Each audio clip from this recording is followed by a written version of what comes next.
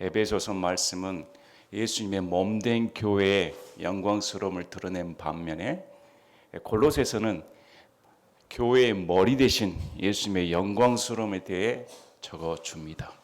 서신서는 교리를 가르쳐 줍니다. 오늘날의 교회가 어지럽고 혼돈된 이유 중에 가장 큰 이유는 교리에 대한 이해력의 부족입니다. 교리에 대한 이해력이 부족함으로 사람들이 하나님 말씀을 바로 알지 못하고 하나님께 영광 돌리는 거룩한 삶에서 벗어나는 경우가 많습니다. 우리 요한2서 9절, 10절, 11절에는 이렇게 말씀을 합니다. 누구든지 죄를 지으며 그리스도의 교리에 거하지 아니하는 자에게는 하나님이 없고 그리스도의 교리 안에 거하는 자에게는 아버지와 아들이 둘 다 있느니라.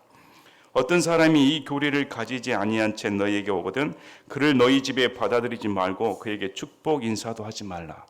그에게 축복 인사를 하는 자는 그의 악한 행위들에 참여하는 자니라. 성경에서는 이 교리를 엄격하게 세웁니다. 너무 많은 사람들이 교리에 대한 이해력이 부족해서 교리는 너무 딱딱하고 이건 지적이어서 하나님 섬기는데 오히려 방해가 되지 않는가 이렇게 자기만의 오해를 하는 경우가 있는데 성경에서는 분명하게 교리가 틀린 자하고는 상종하지 말라는 겁니다. 이것은 분명하게 성경의 가르침입니다. 그래서 2000년 전에 주신 복음이 왜 지금에도 해당이 되는가? 2000년 전에 골로새서를 당시 골로새 교회에 이단 사상이 들어왔습니다. 율법을 강조하고 금욕을 강조하고 천사를 숭배하는 천사 숭배주의가 들어왔습니다. 오늘날도 마찬가지입니다. 율법을 가장한 자기 의를 내세우는 행위를 강조하는 그런 주의들이 교회에 들어옵니다. 은사를 가장한 신비체험을 강조하는 그런 교리들이 들어옵니다. 돈을 멀리하고 수도수처럼 사는 것을 고귀하게 여기는 그런 이방적인 무소유를 추구하는 그런 이교도적인 사상이 교회에 들어옵니다. 성경은 그렇게 말하지는 않습니다. 물질 자체가 더러운 것이 아닌 겁니다. 물질은 하나님이 주신 축복이고 그걸 사용하는 사람에게 어떻게 사용하냐에 따라 달라지는 겁니다. 그런데 잘못된 사상이 교회 내에 침투해 와서 이걸 막을 수 있는 방법은 교리입니다. 교리에 우리가 지식이 있어야 되는 겁니다. 그래서 골로새 말씀을 통해서 2000년 전에 주신 말씀이 왜 지금에도 해당이 되는가? 왜 이건 사람의 말씀이 아니라는 겁니다. 2000년 전에 주어진 말씀은 바울의 개인적인 생각이 아닙니다. 베드로의 개인적인 생각이 아닙니다. 사도 요한의 개인적인 생각이 아닙니다. 야고보의 개인적인 생각을 준 글이 아닙니다. 하나님께서 감동으로 주신 하나님의 사람을 통해 우리에게 전해주신 하나님의 말씀 그 자체란 겁니다. 하나님의 말씀 그 자체이므로 사람이 손을 댈 수 없는 겁니다. 시대에 따라 지금 그 시대와 지금 시대는 다르다. 상황 논리를 펼칠 수는 없다는 겁니다. 만약에 인간의 교리라면 바꿀 수 있습니다. 시대가 변천했으니까. 지금 동성애를 옹호하는 분위기 아닙니까? 낙태를 옹호하는 분위기 아닙니까? 사회주의, 공산주의 좋지 않지 않습니까? 평등 좋지 않습니까? 인권 좋지 않습니까? 왜 그런 걸 덧붙일까요? 소위 교회 다니는 사람들이 그 시대하고 지금은 다르다는 그런 사상이 뿌리 박혀 있기 때문입니다. 그러나 성경 그렇게 말하지 않습니다. 갈라디아서 1장 11절 12절에 그러나 형제들아 내가 너희에게 확실히 알리노니 내가 선포한 복음은 사람을 따라 나지 아니하였느니라. 나는 그것을 사람에게서 받지도 아니하고 배우지도 아니하였으며 다만 그것은 예수 그리스도의 계시로 말미암았느니라. 성경에 주신 말씀은 예수 그리스도의 계시로 주신 말씀입니다. 성경을 대할 때 내 생각 포기해야 되는 겁니다. 지금의 인본주의 사상 다 포기해야 되는 겁니다. 그래서 우리가 아는 것은 바울의 말입니다. 우리가 아는 것은 베드로의 말입니다. 우리가 아는 것은 요한의 말입니다. 철저히 성경에 기록을 둬야 되는 겁니다. 그래서 지금 현재 당면하는 문제 중에 잡동사니 같은 쓰레기 교리들이 교회에 들어온 것을 대처할 수 있는 능력이 교회가 부족하니까 오늘날 교회가 무너져가고 있습니다. 사람들은 감정에 따라 기복에 따라 그렇게 신앙생활을 하고 있습니다. 하나님 다 같은 하나님 아닌가? 다 같은 하나님이 아닙니다. 성경에서 계시하시고 성경에 기록된 하나님이 진짜 하나님입니다. 그래서 오늘 말씀을 보면 복음의 진리의 말씀을 너에게 이르렀다. 온 세상에 전파된 복음의 말씀이 때가 되면 너에게 이르러서 그것을 받아들여 너희가 하나님의 자녀가 되었다는 겁니다. 그래서 복음은 감추어져 있지는 않습니다. 복음은 모든 인류에게 주어진 것입니다. 오늘날 몇몇 사람들이 복음의 신비를 캐묻는다고 자기들끼리 해석을 한다든지 우리만 알 수 있는 깨달음을 얻었다든지 다 가짜인 겁니다. 성경은 복음을 그렇게 주질 않았습니다. 누구나 알기 쉽게, 누구나 이해할 수 있게 주신 말씀입니다. 그런데 참으로 신기한 것이 지식이 있다고, 학력이 있다고 복음을 받아들이는 거 아닙니다. 못 배운 자라고 해서 복음을 깨닫지 못하는 것이 아니라는 겁니다. 신기한 겁니다. 그래서 복음은 차별이 없는 겁니다. 학력과 상관없이, 성별과 상관없이, 빈부와 상관없이, 귀천과 상관없이 복음은 모든 사람에게 믿을 수 있는, 받아들일 수 있는 조건을 가지고 있는 겁니다. 그래서 이 복음은 성경에 능력이 있다. 로마서 1장 16, 17절에 내가 그리스도의 복음을 부끄러워하지 아니하노니 이는 그 복음이 믿는 모든 자를 구원에 이르게 하시는 하나님의 권능이기 때문이라. 먼저는 유대인에게요 또한 그리스인에게로다. 복음에는 하나님의 의가 믿음에서 믿음까지 계시되었나니 이것은 기록된 바 의인은 믿음으로 살리라 함과 같으니라. 복음에는 믿는 모든 자에게 구원을 가져다 주시는 하나님의 권능이 들어가 있는 겁니다. 복음주 자체가 파워가 있는 겁니다. 그래서 복음을 받아들이면 가만히 앉아 있을 수 없다는 겁니다. 복음을 받아들이면 열매가 안 나올 수 없는 겁니다. 복음이 받아들이면 자기 형제를 사랑하지 않을 수가 없다는 겁니다. 그래서 요한서 말씀처럼 자기 형제를 사랑하지 아니하는 자는 하나님이 그 속에 없다. 어떻게 내가 가족이 되었는데 예수 그리스도의 사랑을 알았는데 어떻게 자신의 구원받은 동족을 사랑하지 않을 수가 있단 말인가? 그것은 형제가 아니라는 겁니다. 하나님을 모르는 자다. 이렇게 성경은 말씀을 합니다. 그러므로 이 복음은 예수 그리스도 그 자체입니다. 우리가 사는 것이 뭡니까? 오직 믿음으로 말미암아 산다는 것은 복음으로 산다는 겁니다. 그래서 복음은 오직 예수 그리스도만을 가리킵니다. 예수 그리스도 자체가 복음입니다. 성경에서 오늘 골로새 말씀을 통해 사도 바울은 골로새서에 기록된 대로 골로새에 당면한 문제의 답은 예수 그리스도이시다. 이렇게 가르쳐 준 겁니다. 제가 대학교 다닐 때 아마 1992년도로 기억을 합니다. 잠실 올림픽 주 경기장에 선교대회가 있었습니다. 전국 각지에서. 저는 그때 UBF를 다녔으니까 UBF, ESF, 내비게이터, CCC 제가 기억하는 바로는 전국의 모든 대학생들이 잠실 주 경기장에 모여서 집회를 했습니다. 그런데 그때 주 강사가 김중곤 목사님이셨습니다. 김중곤 목사님께서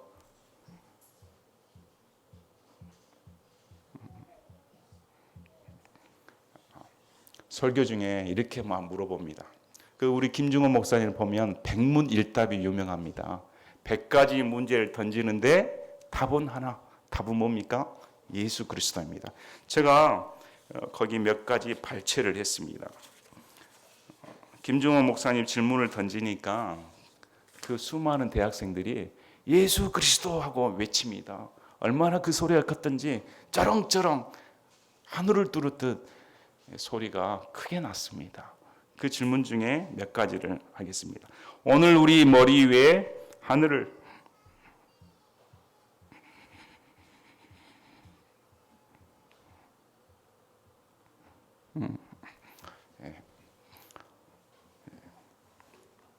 활짝 열게 하는 자가 누구십니까? 이러니까 예수 그리스도. 좋습니다. 지금부터 제가 질문을 할 테니까 예수 그리스도하고 크게 외치시기 바랍니다. 우리를 보고 가장 기뻐하는 자가 누구십니까? 예수 그리스도. 우리 교회의 머리가 누구십니까? 예수 그리스도. 우리가 사는 목적이 무엇입니까? 예수 그리스도. 우리가 질병 가운데 이겨낼 수 있는 힘이 누구 때문입니까? 예수 그리스도. 우리가 천국 갈 수 있는 유일한 길은 누구 때문입니까? 예수 그리스도. 우리가 힘든 상황 가운데서도 낙심치 않고 여러분이 보기 원하시는 분이 누구십니까? 이렇게 100가지 답을 문제를 냅니다. 그 답은 예수 그리스도밖에 없습니다.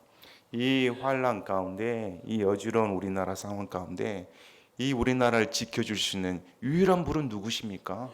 예수 그리스도밖에 없습니다. 우리가 문제를 내는데 답은 예수 그리스도뿐입니다. 왜? 성경이 예수 그리스도만을 가리키니까 그렇습니다. 골로새 교인들은 다른 데서 답을 찾으려고 했습니다.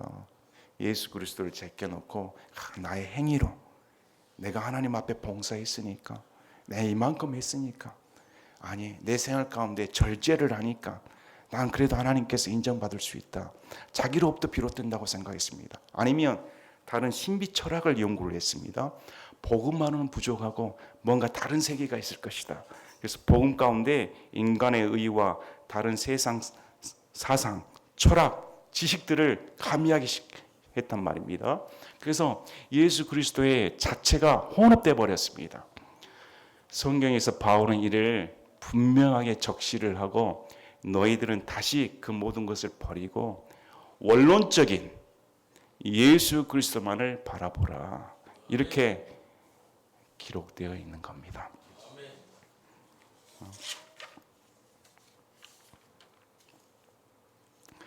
9절에 이런 까닭에 우리도 그것을 듣던 날부터 너희를 위해 기도하기를 그치지 아니하고 또 너희가 모든 지혜와 영적 깨달음에서 그분의 뜻을 아는 것으로 채워지며, 바울은 그분의 뜻을 아는 것으로 채워지길 바란다. 이렇게 기록되어 있습니다. 여러분 하나님의 뜻을 알고 싶지 않습니까? 하나님께서 어떤 뜻을 내게 품어주셨을까?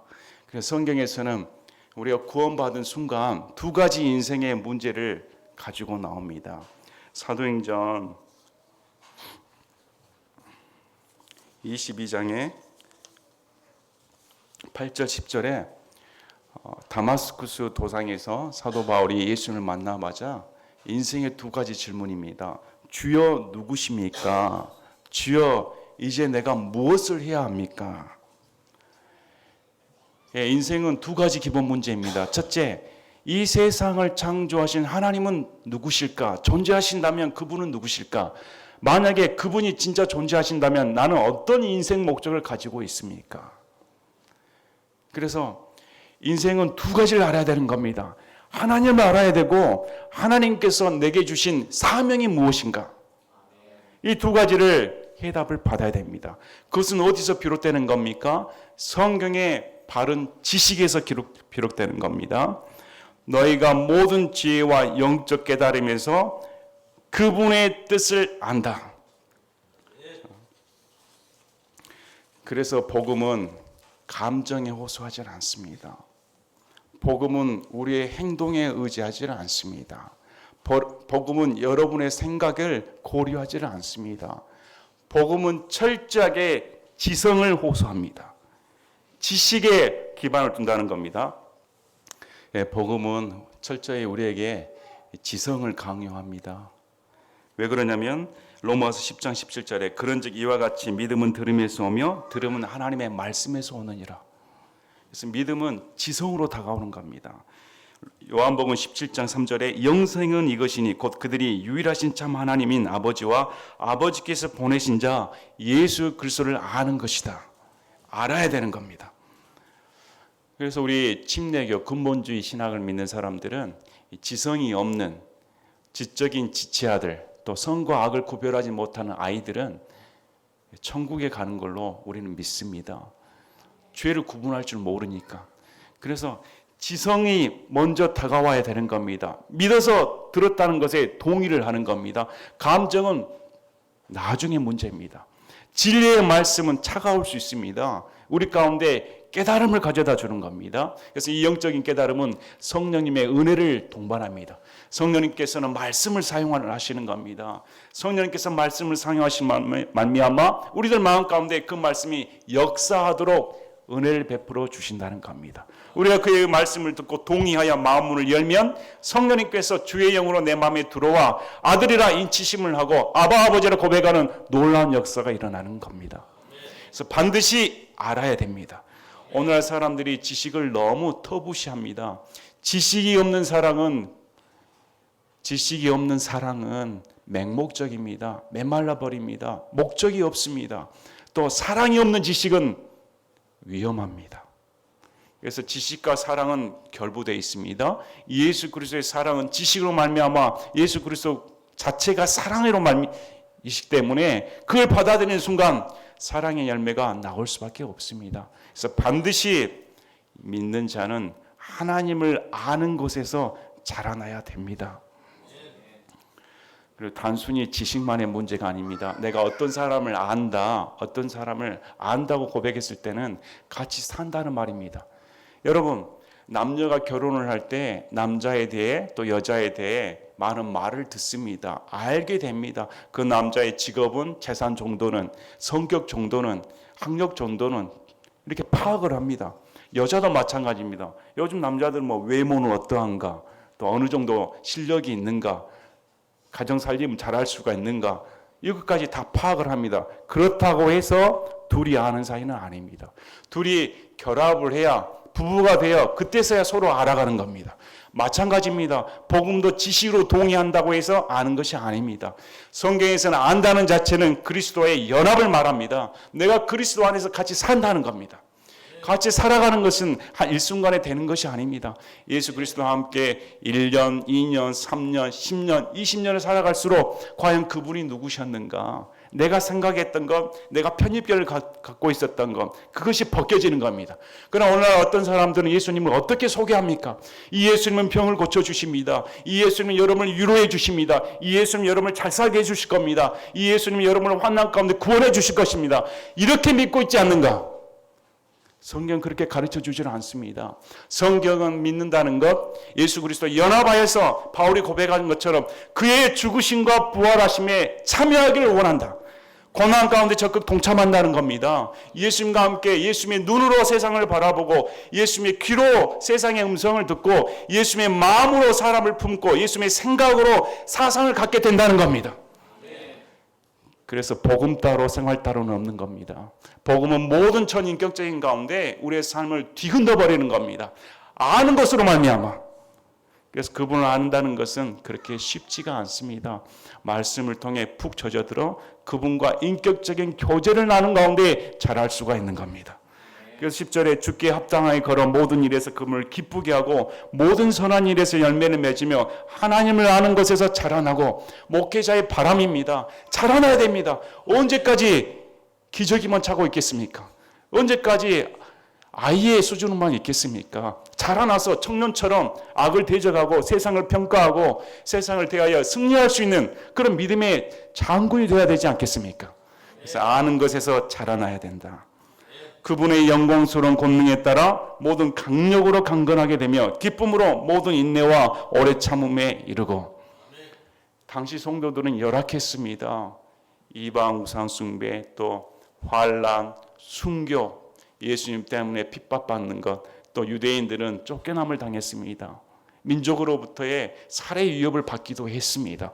이런 절박한 상황 가운데 그들은 인내와 견디는 것이 필요했습니다. 이게 가능할 수 있는 이유는 예수님의 영광스러운 능력으로 강건하게 될 때 가능하다는 겁니다.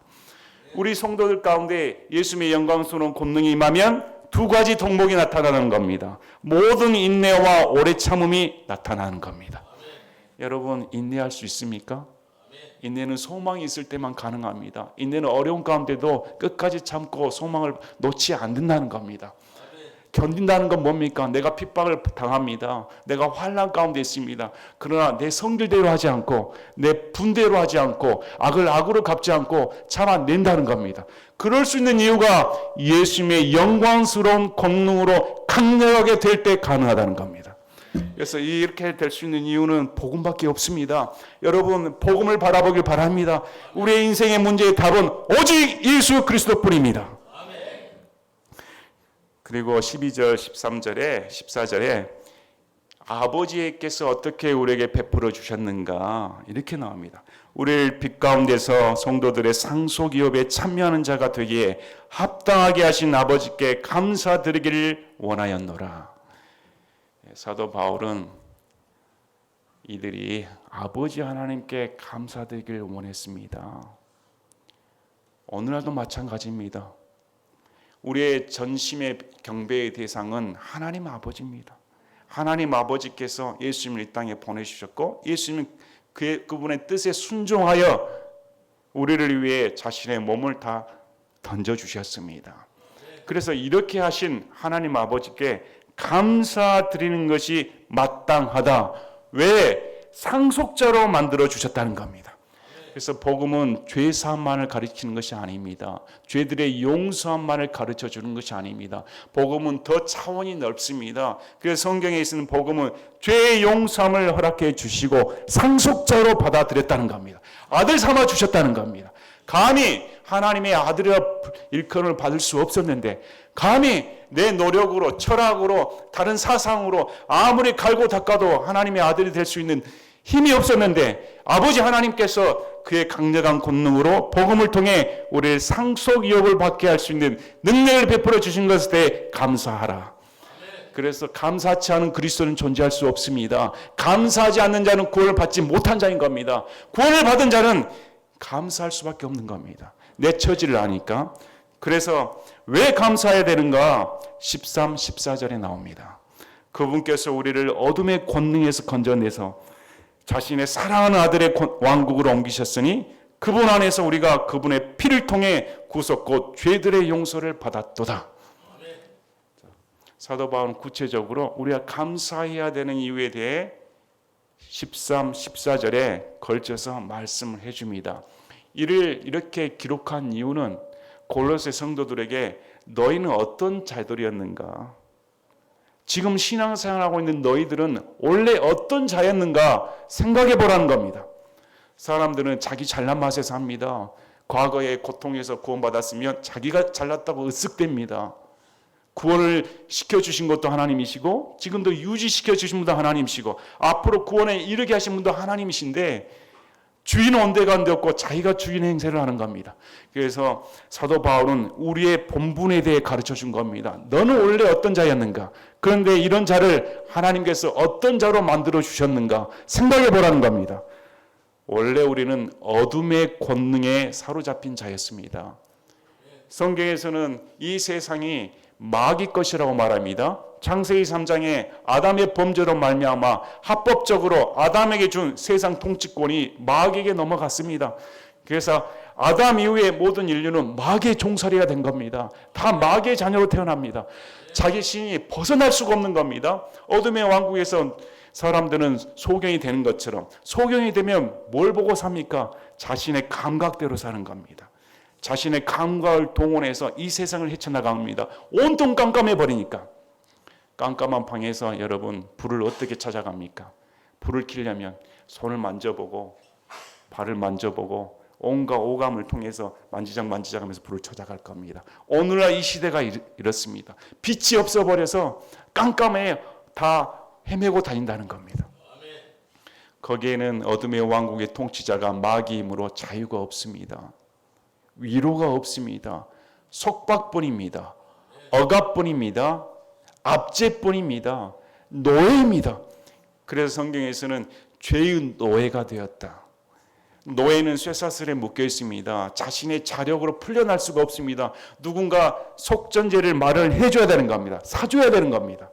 자신의 노력으로는 절대 풀려날 수가 없습니다. 우리 요즘 보면 낚시꾼들 보면 낚시를 잘합니다. 낚시를 해서 낚시가 얼마나 그렇게 낚시질하는 사람 낚시에 미쳤단 말하지 않습니까? 고기 맛을 그렇게 하려고 낚싯줄에 딱 걸린 고기 걸리면 그 물고기들 어쩔까요? 그물에 걸린 물고기들 어쩝니까? 낚싯바늘에 딱 깨어버리고 그물에 걸려버리면 자기 힘으로 벗어날 수가 없습니다. 그들의 운명은 여러분의 입속으로 들어가는 횟감뿐입니다. 어둠의 왕국에 사로잡힌 자들은 운명이 뻔합니다. 마귀와 함께 영원한 어둠인 지옥으로 떨어져 버리는 겁니다. 얼마나 불쌍합니까? 너희가 그런 자들이었다. 요한일서 5장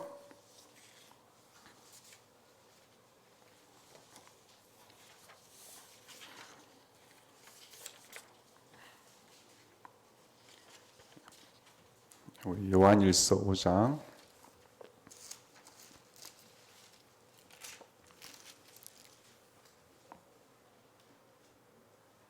19절에 또 우리는 하나님께 속하고 온 세상은 사악함 가운데 있음을 우리가 아느니라.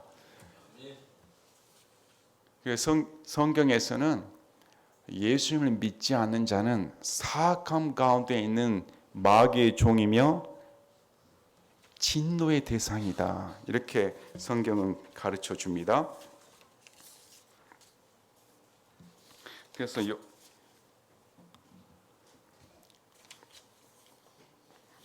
에베소서 2장 1절, 2절, 3절 지나간 때에는 너희가 그것들 가운데서 이 세상의 행로를 따라 걸으며 공중의 권세 잡은 통치자를 따랐으니 곧 지금 불순종의 자녀들 가운데 활동하는 영이라.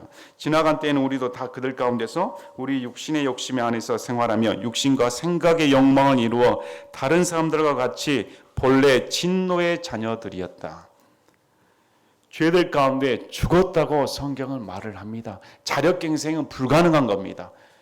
우리의 노력과 의로는 절대 헤어날 수가 없었습니다. 그런데 이런 자를 하나님께서는 예수 그리스도를 보내셨다는 겁니다. 예수 그리스도를 보내신 이유가 히브리서 2장 14, 15절에 그런즉 자녀들은 살과 피 함께 참여한 자들이므로 그분도 마찬가지로 같은 것의 일부를 취하셨으니 이것은 그분께서 죽음을 통해 죽음의 권능을 가진 자 마귀를 멸하시고 또 죽음을 두려워하여 평생도록 속박에 얽매인 자들을 건져내려 하심이라. 그래서 예수님께서 오신 것은 마귀를 멸하시고 마귀한테 속박당한 자를 건져내려 이 땅에 오셨다고 성경은 말씀해 주십니다.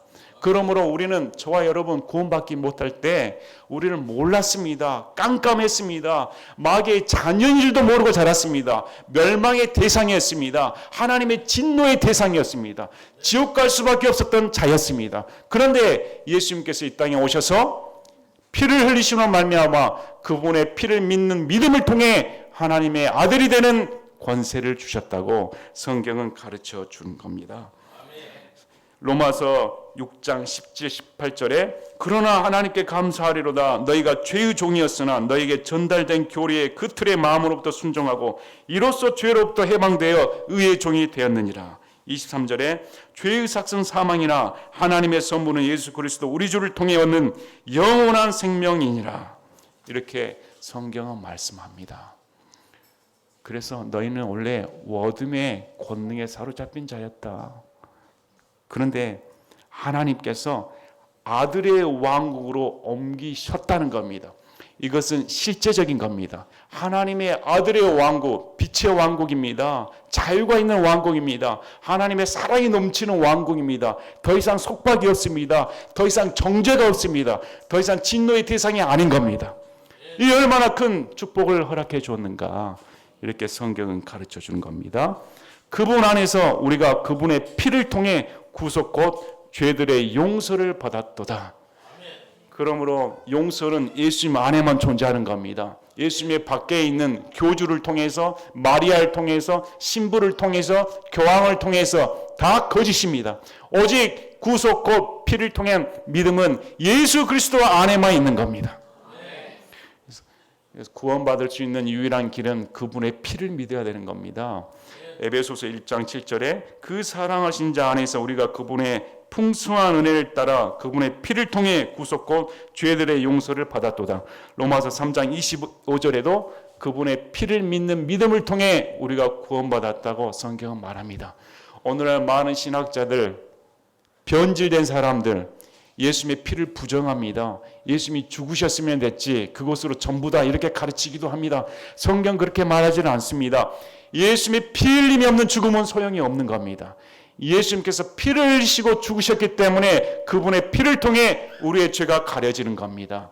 피에 생명이 있습니다. 피 흘림이 없이는 죄를 용서함이 없다는 겁니다. 우리의 생명을 위해 예수님이 피를 다 쏟아 부어주셨습니다. 그래서 성경에서는 피로 너희를 사셨다. 그래서 여러분 각자를 보시길 바랍니다. 구원받은 여러분 각자가 어떤 대가를 치르고 하나님께서 구원을 시켜주셨는지, 우리 예수님이 단 한 방울도 남기지 않고 나를 위해 다 쏟아 주셨다는 겁니다. 이것이 구속 곧 죄 사함을 받았다. 노예 신분으로는 풀려날 수 없었는데 예수님께서 대가를 치러 주셨다는 겁니다. 피를 지불해 주셨다는 겁니다. 그리고 이 노예는 내 것이다. 더 이상 노예가 아니고 하나님의 아들이라는 겁니다. 여러분, 이것이 사도 바울이 말하는 감사의 요건인 겁니다. 왜 신앙생활을 하고 있는가? 그래서 신앙의 복음의 기초는 이 두 가지를 알아야 되는 겁니다. 나는 어떠한 자인가? 이런 어떤 자에게 하나님은 어떤 은혜를 베풀어 주셨는가? 이것이 복음의 전부인 겁니다. 여러분은 어떤 자입니까? 아니면 여러분은 어떤 자였습니까? 지금 하나님께서는 여러분에게 어떤 은혜를 베풀어 주셨습니까? 여러분은 무엇으로 살고 있으십니까? 여러분은 어떤 은혜로 살고 있었습니까? 그래서 사도 바울이 구원받은 은혜, 상속자가 된 이 은혜, 그분의 피를 믿는 믿음을 통해 예수 그리스도와 연합된 삶을 살 수 있는 그 길만이 하나님께 영광스럽고 감사와 찬송을 돌리는 유일한 길이다. 이렇게 가르쳐 주는 겁니다. 다른 길은 없는 겁니다. 다른 중재자는 없는 겁니다. 다른 방법은 없는 겁니다. 다른 교리는 없는 겁니다. 성경에서 말씀하신 대로 우리가 하나님의 은혜 가운데 하나님께서 우리를 건져주셨다. 물에 빠져 죽어가던 자에게 지나가다가 구명정을 던져 건져주었습니다. 그 자는 죽을 자였습니다. 그러면 물속에서 빠져 죽을 자가 살아났으면 어떻게 해야 될까요? 야, 내 생명을 살려주셔서 감사합니다. 이렇게 말해야 정상적인 겁니다. 그런데 내가 외치지 않았다면 나는 죽었을 거야. 내가 구명보트를 붙잡았으니까 내가 살았어. 이렇게 말한 사람이 어디가 있겠습니까? 성경은 철저하게 모든 구원, 내가 받은 구원의 은혜는 하나님께만 영광을 돌리는 겁니다. 절대 나를 내세우지 않습니다. 성경은 우리 하나님께서 주체적인 겁니다. 너희는 원래 진노의 자녀로 죽을 수밖에 없었던 그런 자였는데 하나님께서 복음의 능력을 베풀어 주셔서 너희를 건져내었다.